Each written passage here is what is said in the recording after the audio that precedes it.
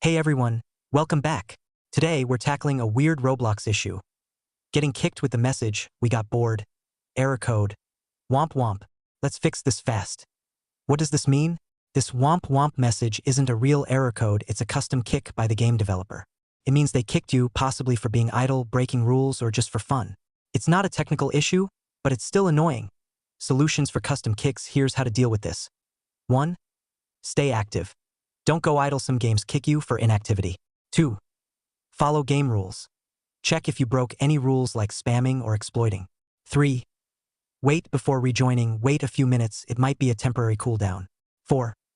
Join a different server, try another server for the same game. 5. Contact the game admin. Message the developer via their Roblox group or Discord to ask why you were kicked. 6. Play a different game. If it keeps happening, try a different Roblox experience. That's it for this fix. If it worked, hit that like button and subscribe for more Roblox tips. Drop a comment if you're still having issues. See you next time.